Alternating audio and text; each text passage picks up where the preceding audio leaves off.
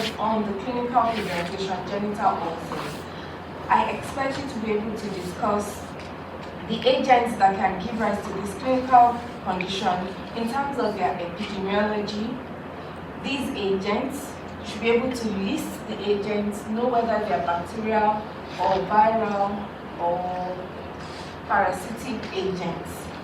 And of course, we say genital ulcers, but as you're going to find out, there are certain peculiarities of these genital ulcers. So you should be able to differentiate the ulcers associated with syphilis from that associated with chancroid.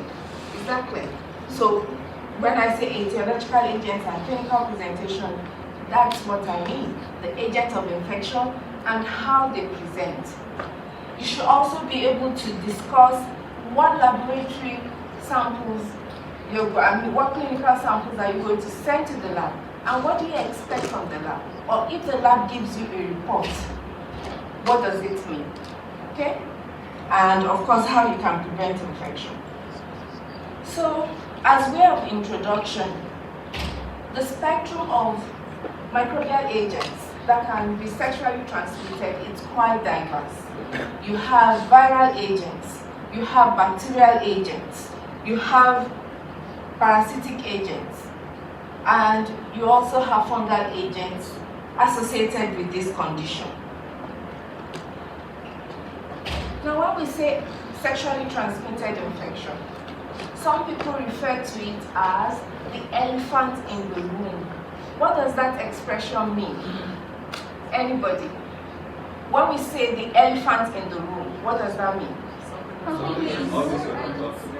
Exactly, it's a big problem, an obvious problem, but nobody is talking about it. Okay, so when we say sexually transmitted infection, it's a common infection, but it is underreported.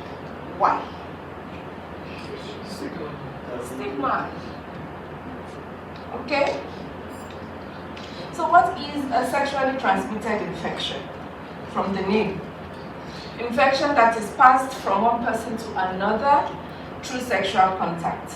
Now, when we say through sexual contact, it doesn't always have to be genital contact. We have people with various sexual orientation. So you can have oral sex, you can have anal sex, okay? These agents, all they need is an opportunity to get to these mucosal surfaces. Then they can initiate the infective process. So when we say sexually transmitted infection, do not think of genital tract lesions only. It can still be sexually transmitted, but the lesions are in the oral cavity. It can still be sexually transmitted, but the lesions are in the perianal area. Is that clear?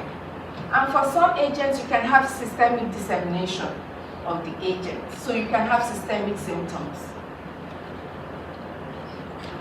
Sexually transmitted infection is an all-rounder. It doesn't respect your gender. It doesn't respect your social status. Okay? So it affects men and women of all backgrounds, as well as economically. So the rich, the poor, the not so rich, everybody is at risk, as long as those risk factors are there. It's most prevalent among teenagers and young adults. Why? Why do you think this is so? Yes? They are more sexually active. Why? Why are they more sexually active? Pardon? Hormones? What else? Your hand was up. What were you about to say? I was saying another reason is because they are not very educated. They are not educated on how to prevent themselves from infections.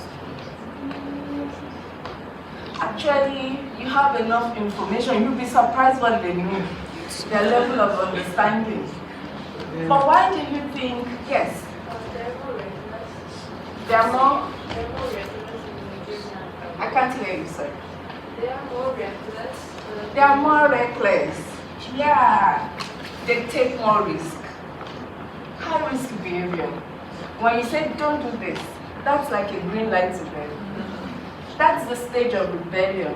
That's the stage when we believe we know more than our parents. That's the stage when our friends influence what we do a lot. And that's the stage when we want to explore. We have all the answers to all the questions in the world. There's no rain. Let's prick the clouds. You understand? So that's that area where there's little social inhibition, high risk behaviors, okay? That rebellious attitude, and in a way, curiosity.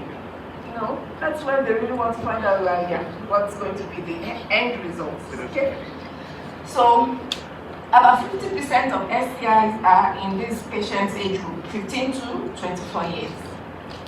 Now, the incidence, despite the fact that we have more understanding, despite the fact that you have information dissemination, you go online, you can search the terms, and you find out that there are loads and loads of info, right?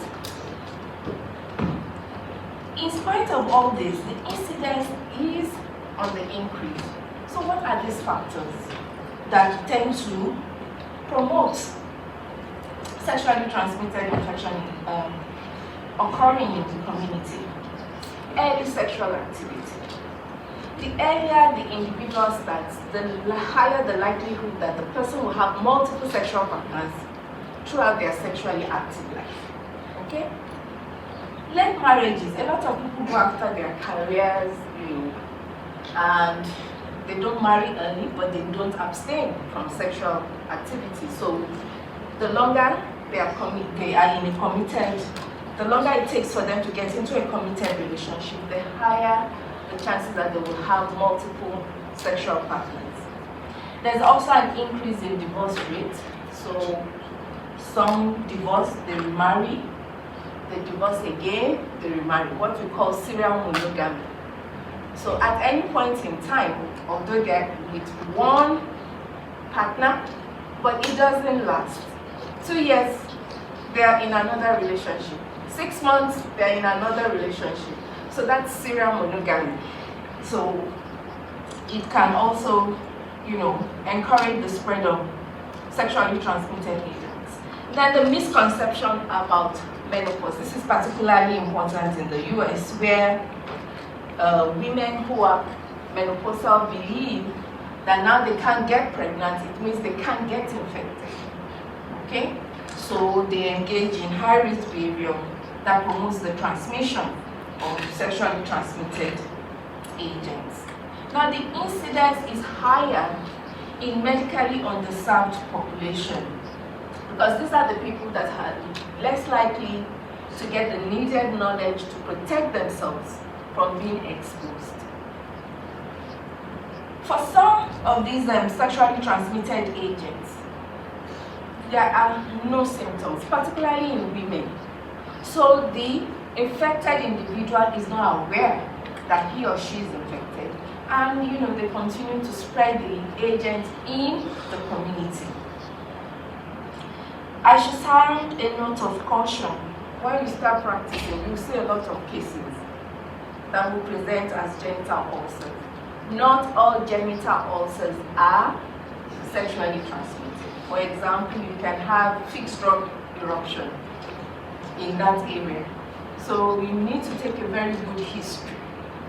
And of course, your laboratory investigation will help.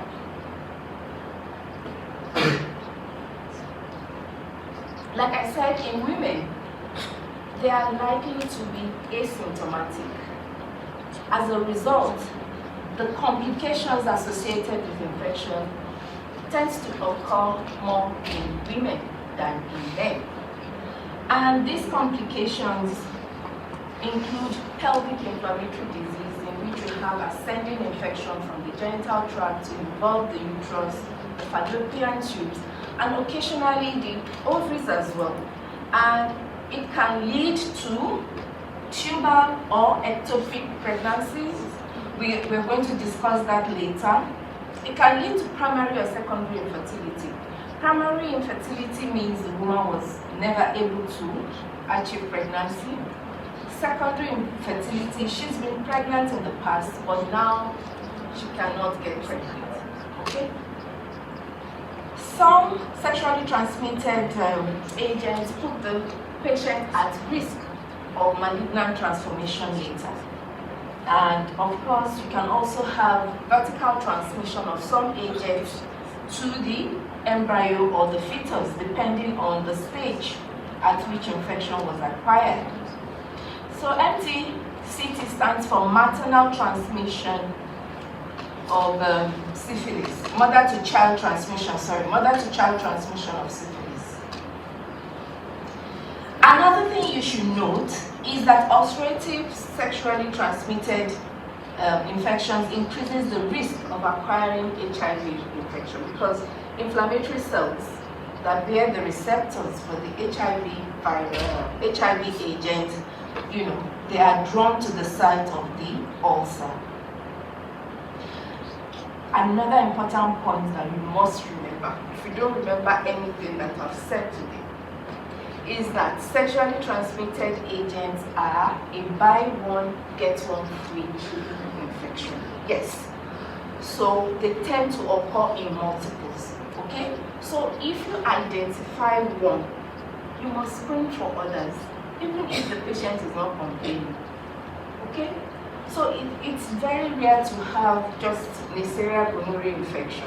There may be syphilis on top, there may be chlamydia on top. Okay? So buy one, get one free. Just remember that. So this table is just to show you the different agents, the clinical condition associated with the agents, the annual prevalence, okay? The key trend, what are we seeing now? And of course, some notes. Now this table, you can come back to it after the second lecture, tomorrow's lecture. But it's an important table to keep in mind. So, what makes the patients come down with infection? What are the risk factors? The most important thing is there in red. Unprotected sex with multiple partners. Those are the keywords. Unprotected sex, multiple sexual partners. So that's high risk behavior. There are other risk factors, okay?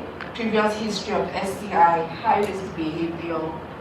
Patient with a drug problem is at a higher risk of having STI because they practice commercial sex to fund the drug habits.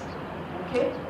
Patients in low or socially disadvantaged environments, they are at a higher risk of sexual assault, and you can have transmission of infection through that. So those are other ways by which infection can occur. So now we're going to focus on these agents. These are common agents. Okay?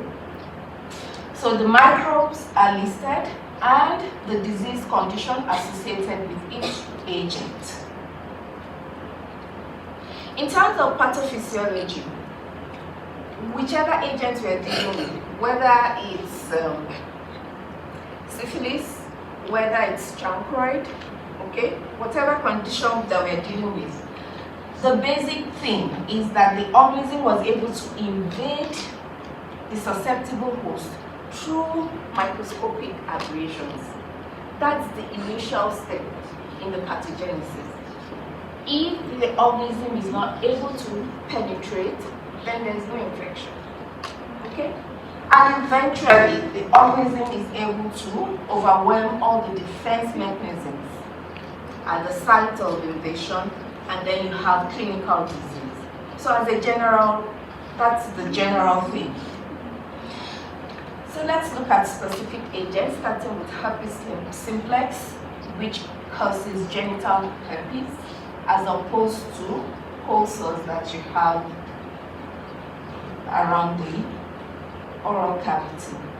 Now remember that herpes simplex virus is a member of the herpes viridae viral family, and they have that ability of undergoing latency. As a result, infection is lifelong. You only have periods of recurrence. So the patient, when the viral agent is in the latent phase, it's not replicating, the patient is not showing symptoms. But there are trigger events, stress, diseases from other agents that tends to bring the immune system down. Then you have the reversion to the replicative cycle, and you have these vesicular lesions formed. With herpes, with genital herpes, once these vesicles break down, they form these shallow ulcers that are quite painful. So when we talk of genital ulcers associated with herpes simplex, they are multiple. They started off as papules, they became vesicular. Ultimately, the vesicles breaks down and you have these shallow ulcers.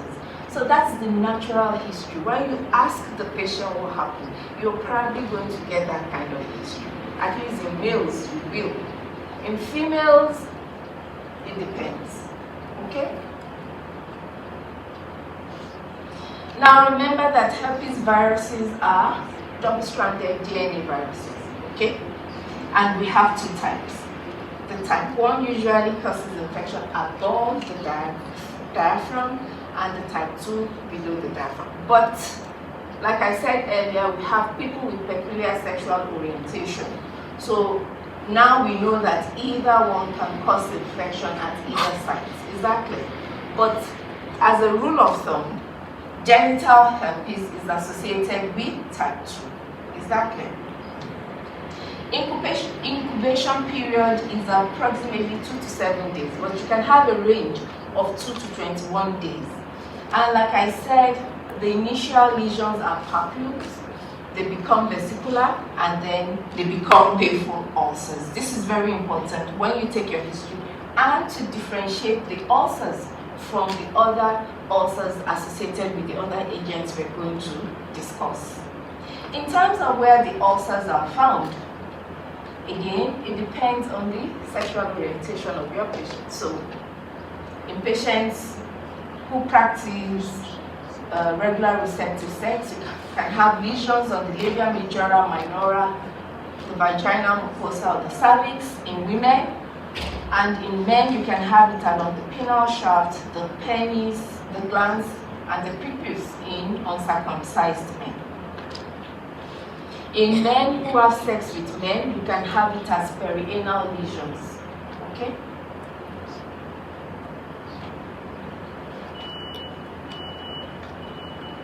Now, how is infection acquired? It is acquired by the uninfected individual through sexual contact with a patient who is infected or a partner who is infected. Now, both symptomatic and asymptomatic individuals can spread infection because at times there can be viral shedding without these vesicular lesions. Okay?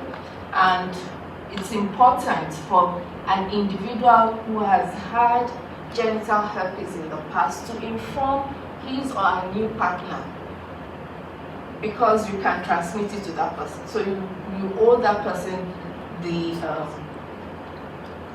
honor of, or I don't know what to say, you owe that person to tell that person that this is the problem I have. So the viral agent gains access to the genital mucosa and induces the erythematous papules that I said, which eventually becomes vesicular. The cells, the vesicular cells will break down, and when you send samples to the lab, you usually collect samples from the base of the ulcer, scrapings from the base of the ulcers, and these contains degenerating cells that have eosinophilic intranuclear inclusion bodies, what the Zank cells.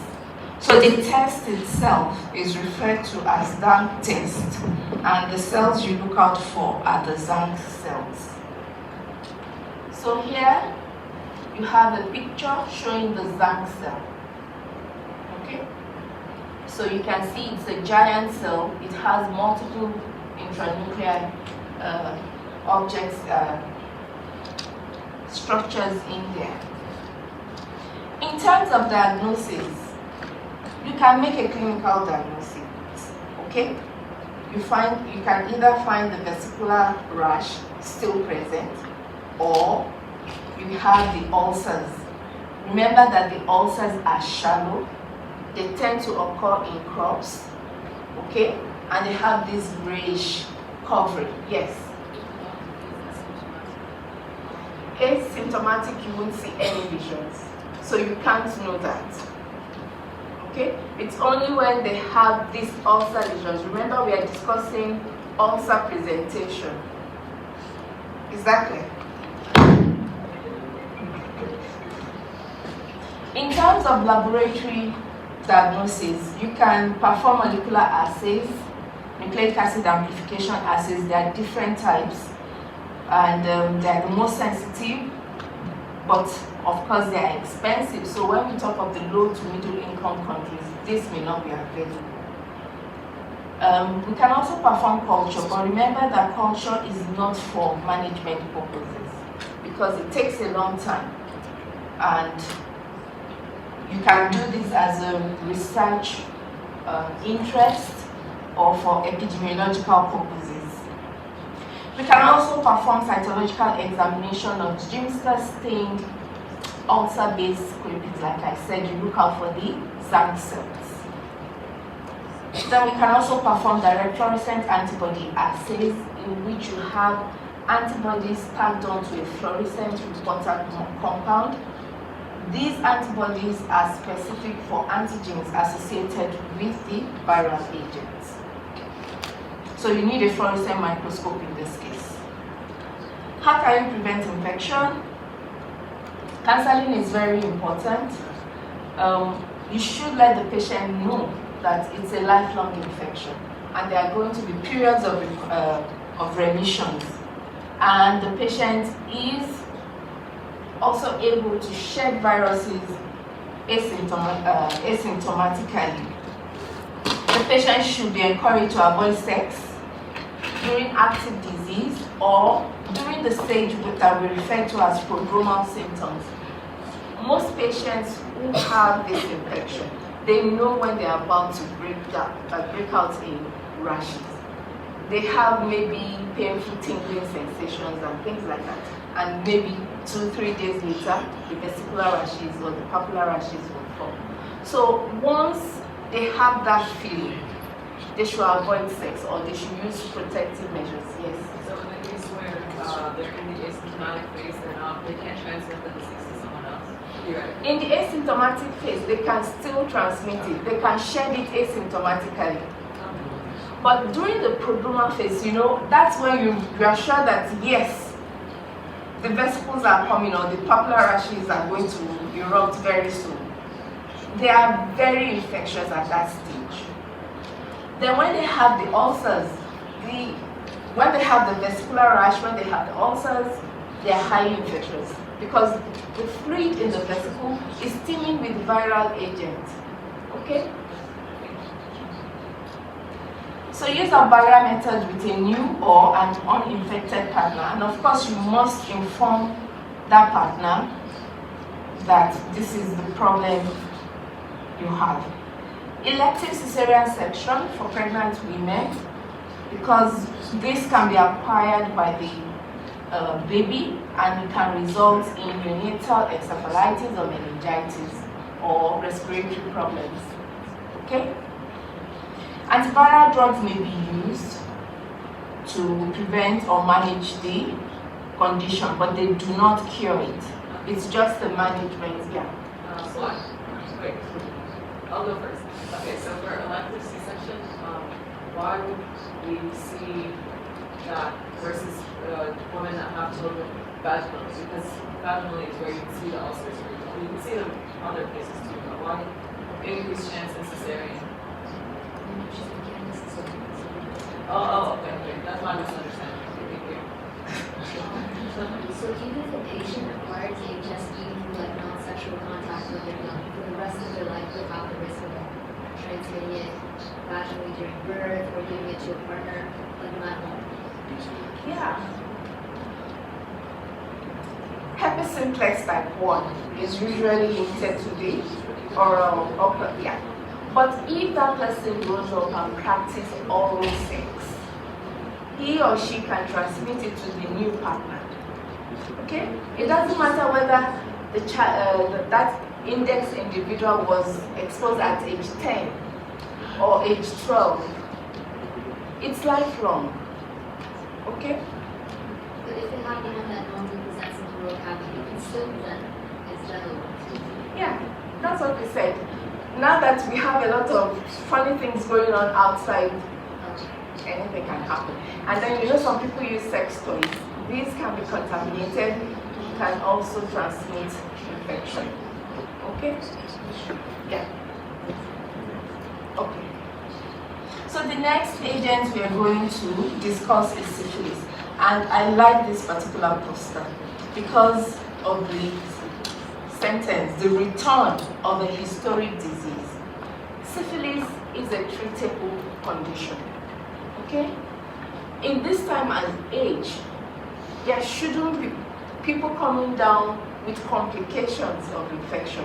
But funny enough, we are seeing people coming down with complications because they were not picked up early or because they didn't follow up with the drug treatment. Okay? So the return of the historic disease. Syphilis was almost gone. Some people don't even know how the lesions look like. But now there is a resurgence of this organism. And apart from the fact that there's a resurgence, there's also the problem of drug resistance, antimicrobial resistance with some strains. And then some studies found out that there was a patient that was reported in the New England Journal of Medicine had infection due to 2 different types of syphilis bacteria.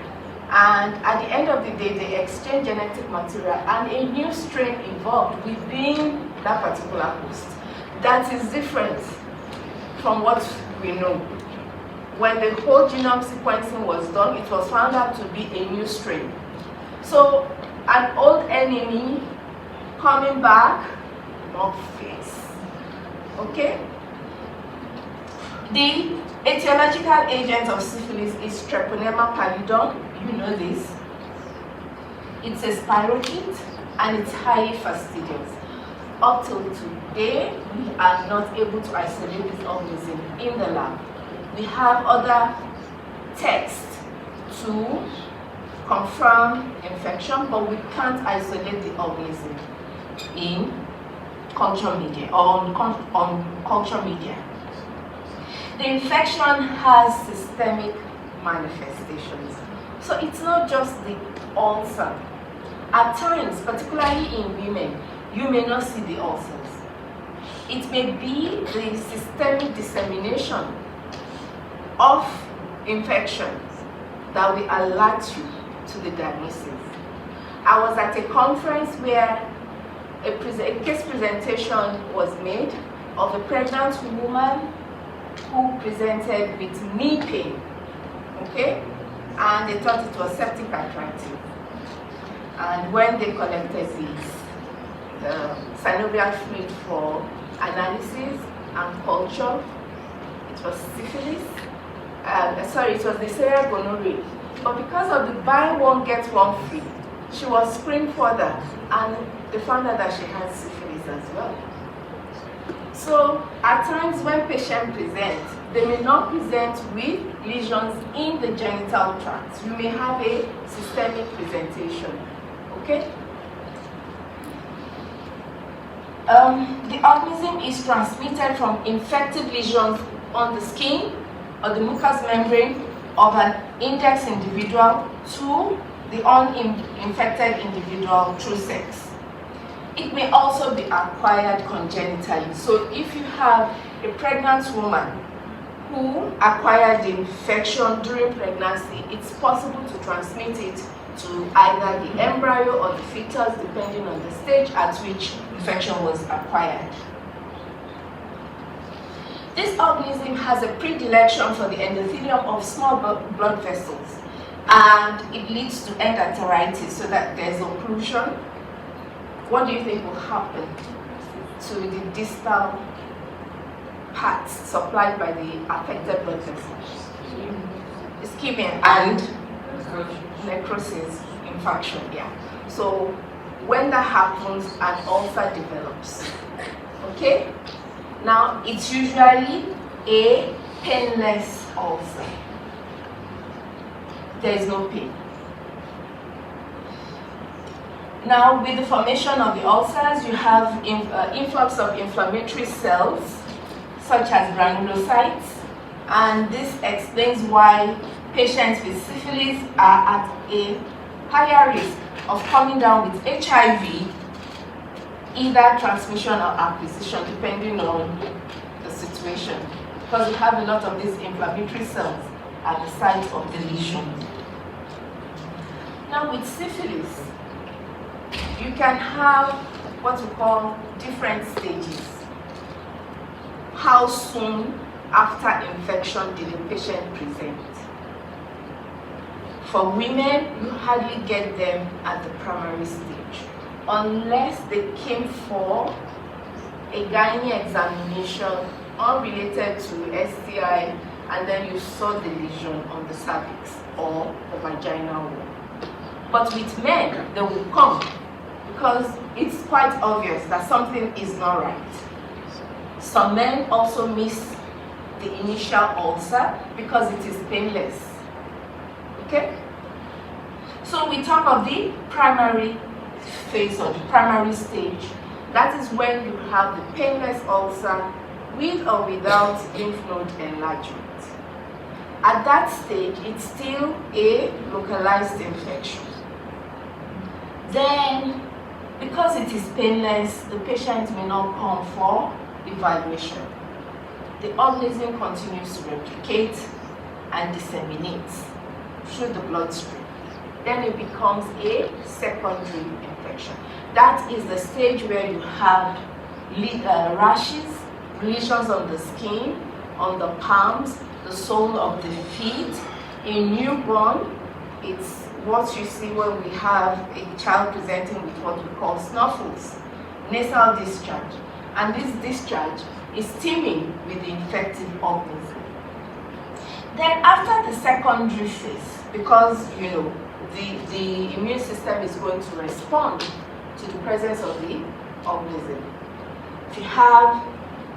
If the immune system is able to curtail the replication, it enters what we call a latent phase. The organism is not dead. It's still viable. If the patient becomes immune compromised for whatever reason, it can revert to the secondary phase. Okay?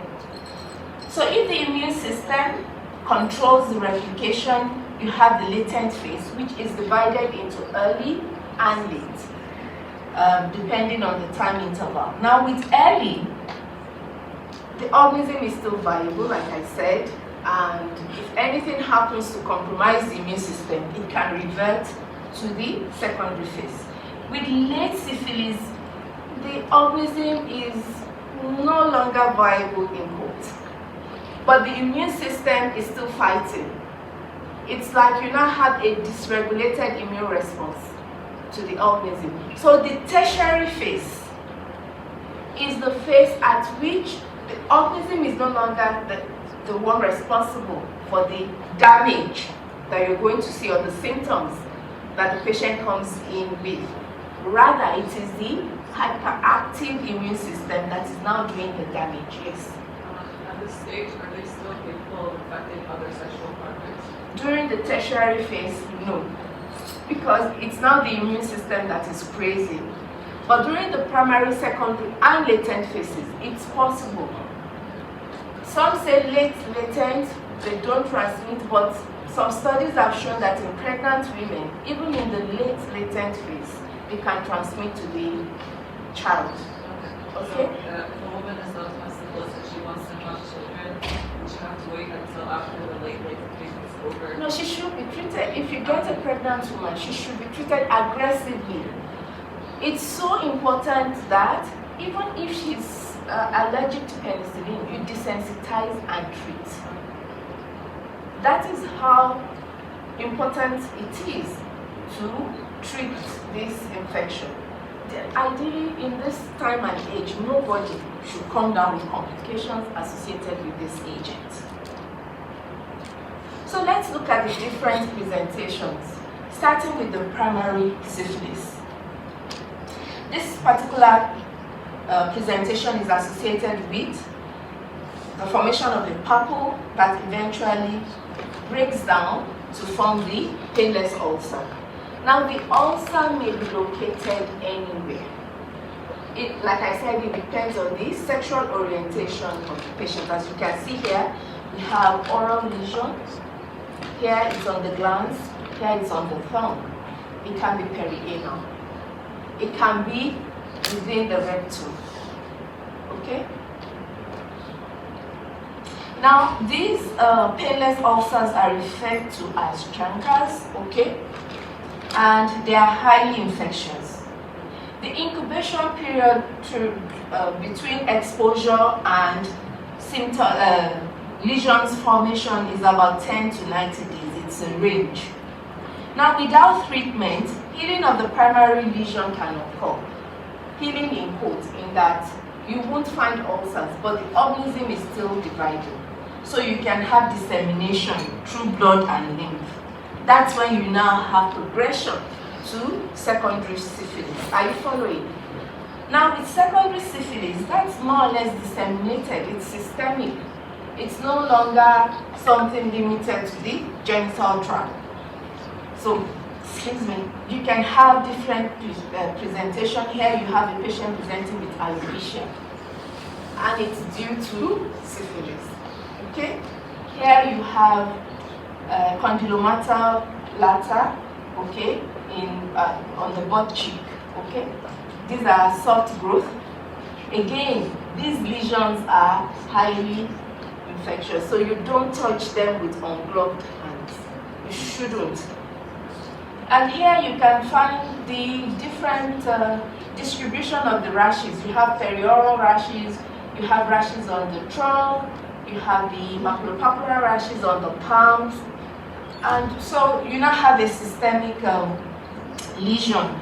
You can also have constitutional symptoms, fever, malaise, anorexia, and what have you. Again, if secondary syphilis is not treated, in a subset of patients, you may have spontaneous resolution. That spontaneous resolution is in quotes. Okay? Resolution in the sense that you don't have clinical signs and symptoms, but the patient is still infected. Do you understand? Okay? So, this latent syphilitic stage can be divided into early or late, like I said earlier, depending on the time interval.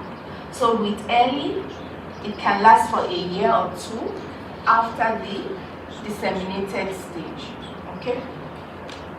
Symptoms of secondary syphilis may reappear, like I said, if the patient is immune compromised for whatever reason. With latent syphilis, it can last for many years.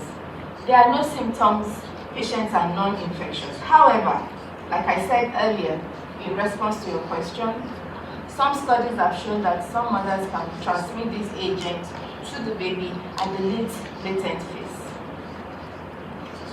So, tertiary syphilis, this is the devastating stage of this infection.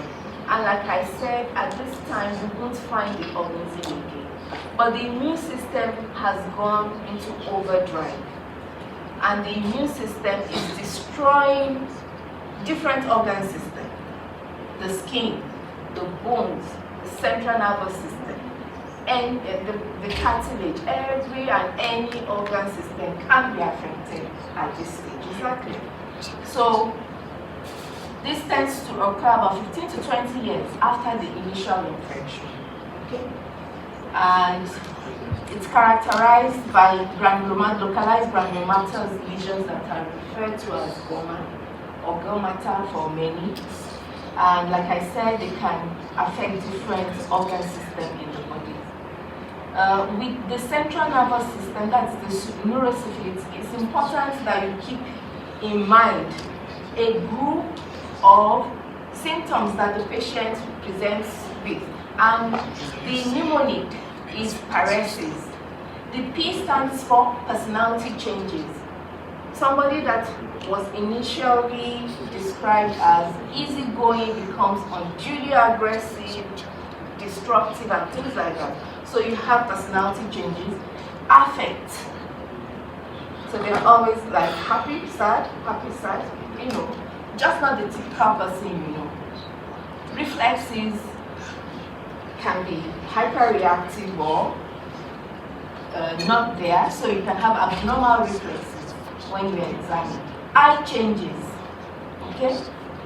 And senses, intellect, and speech can all be affected. So when you have patients coming in with these series of complaints, you should start thinking of neurosyphilis, even if you don't have any comatose lesions. Okay? So how do you make a diagnosis? Remember that you can't isolate this organism. Okay? So what samples can you send to the lab? Depends on how your patient presents and at what stage.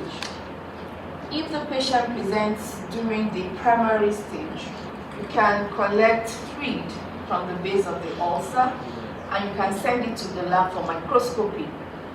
Because you know, in early syphilis, you don't have positive serology results, although the patient is infected. But you know, it takes time to develop antibodies to the antigenic proteins, right? So if you get the patient at the primary stage, collect fluid from the base of the ulcer, carefully observe PPE, okay, and send the sample to the lab. We perform microscopy and we perform dark microscopy. We look out for the organism, and it has a characteristic appearance that differentiates it from the other spirochetes. The twists are very tight. This helps to differentiate it from something like Borrelia, where you have longer, wavy twists. And it has a characteristic motion. If you've seen it, you can't forget it. Okay? We can also use fluorescence microscopy, okay, in which you have antibodies that are tagged on to reporter fluorescent dyes, but you need a fluorescent microscope to do this.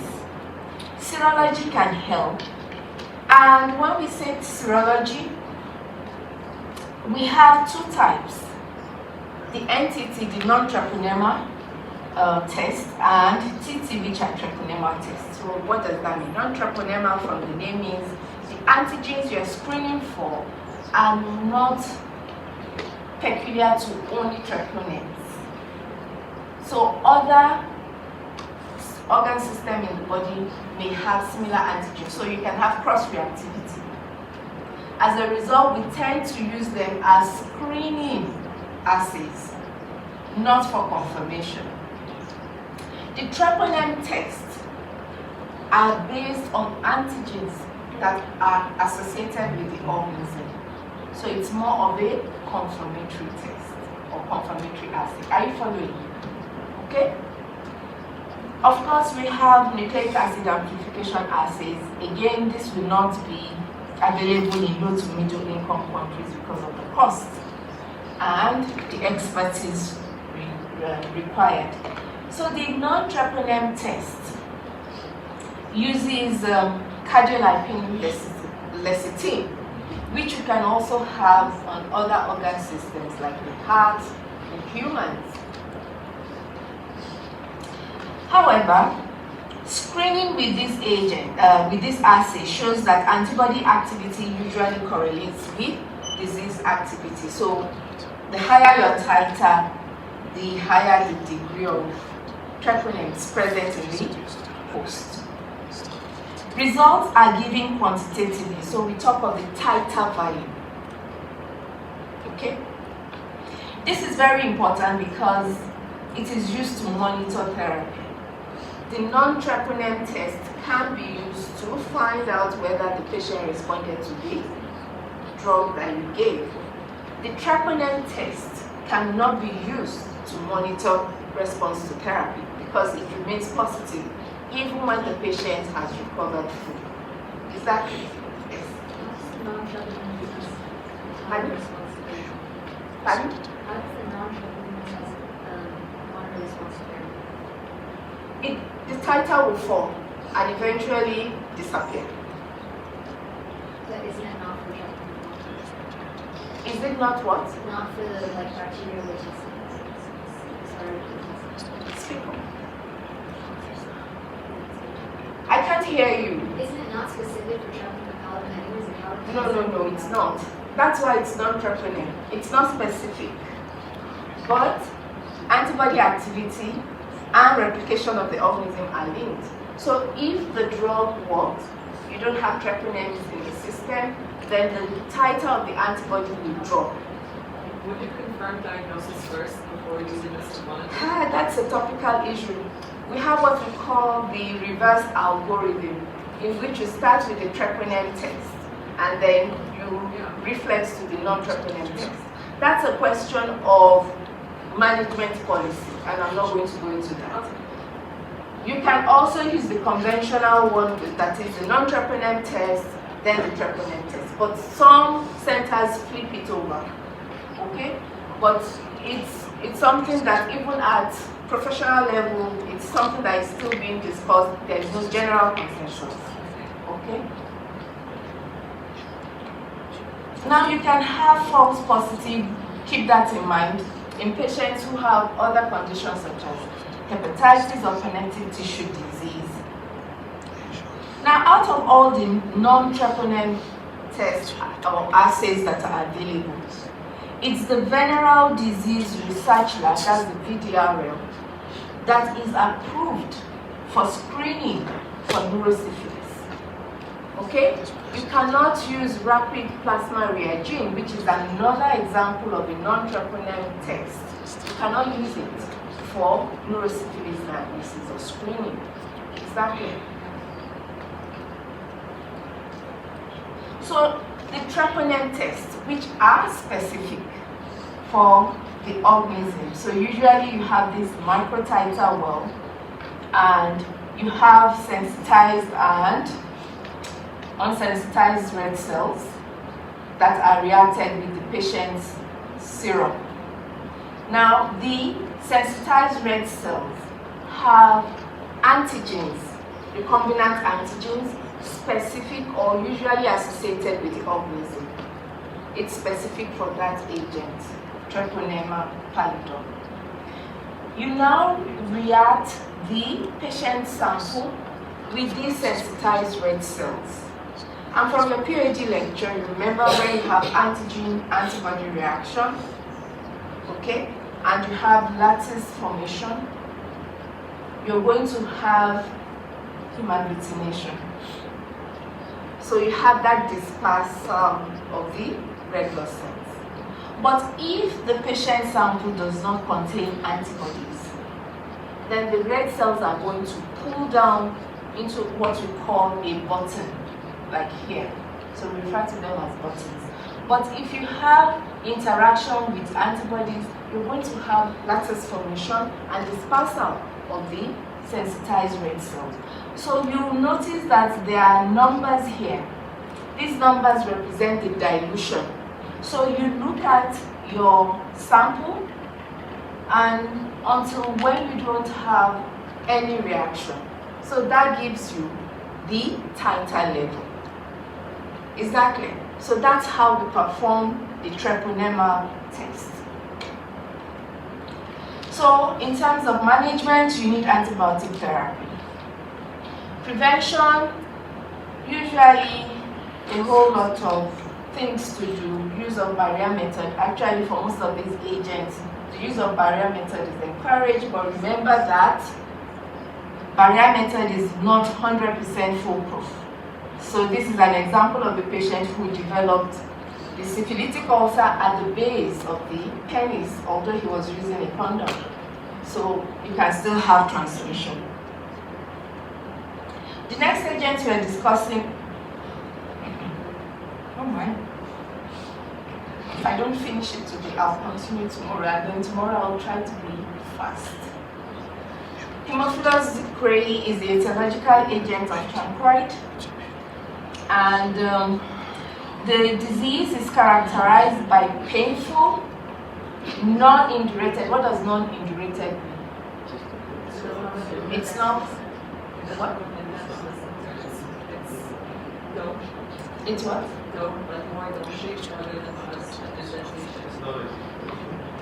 It's not fun. If you palpate the chancre associated with syphilis, it's fun. Okay? But this is soft. So we refer to it as soft chancre. So you can have chancre in both syphilis and chancroid, but the description is the keyword that you should look out for. Soft chancre. Okay? There's associated tender inguinal adenopathy. This is in contrast to what you have with syphilitic lymphadenopathy. It tends to be firm and rubbery when you look at the description. So when you read your questions, pay attention to these keywords. They help to differentiate with the likely agent that you're dealing with. The organism gets inoculated into an uninfected person through minor skin abrasions. Like I said earlier, that's the general thing. A papule or vesicle eventually ulcerates, and the inflammatory response consists of dense infiltrates of polymorphs, and non-mononuclear cells are associated. So like I said, when we say chancroid, the ulcers are soft and the margins are ragged. And this is more typical of syphilitic ulcer. Now, the organism associated with infection is a little bit fastidious. So when you find a patient with query chancroid, getting samples from the base of the ulcer as well as the margins or beneath the raised ragged edges can help, because if we perform a direct gram smear, the etiological agent is gram-negative bacilli, and they have this peculiar arrangement referred to as the spool of fish or railroad arrangement. So you will see a lot of inflammatory cells. Remember we said polymorphs are quite abundant at the site. And the gram-positive organism, you can see the arrangement.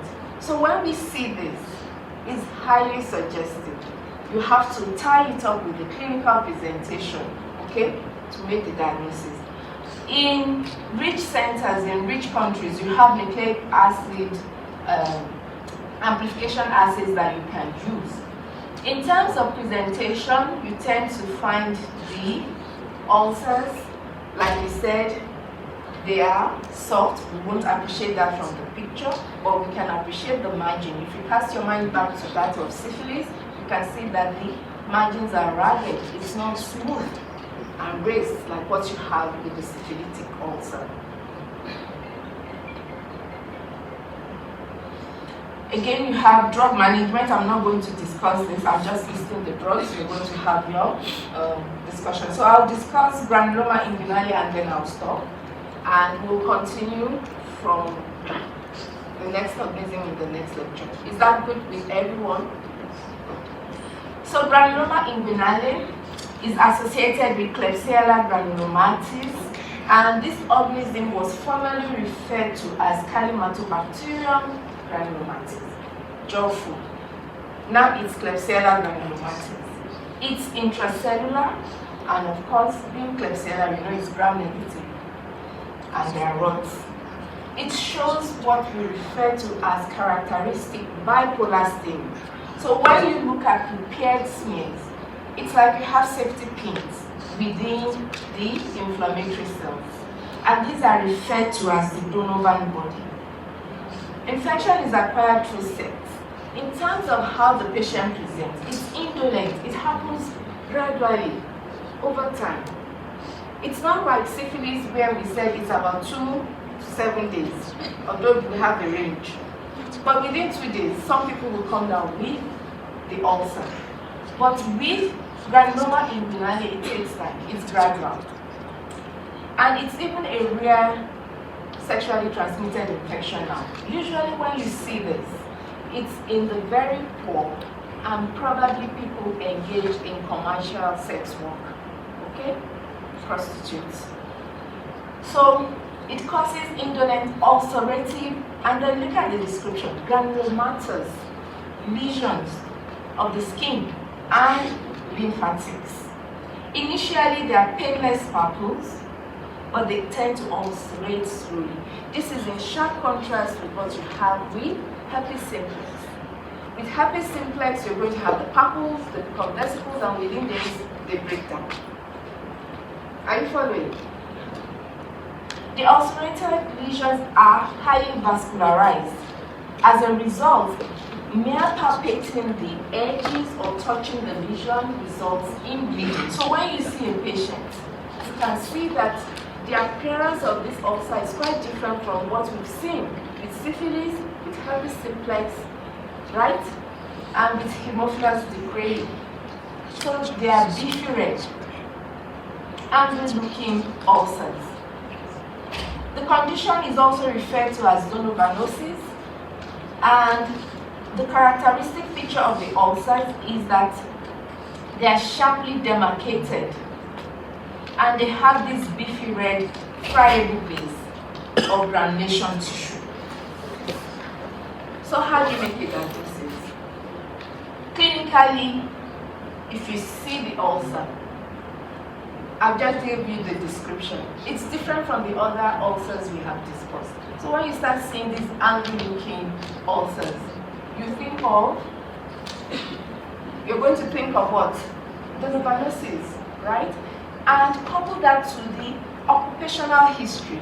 Like I said, it's usually among the poorest members of the society, and usually people who engage in commercial sex. So you take the history. Then in terms of laboratory diagnosis, we can prepare smears from the material that is obtained from these lesions, okay? And what we look out for are the characteristic Donovan bodies within the inflammatory cells. And like I said, they look like safety pins because they take bipolar staining. The middle part is not well stained by the Giemsa stain that we use. You tend to have the staining better at the ends of the organism. So it gives you that safety pin appearance. These are the Donovan bodies. And I'll stop here for today. So this is slide 39. And how many slides do I have left?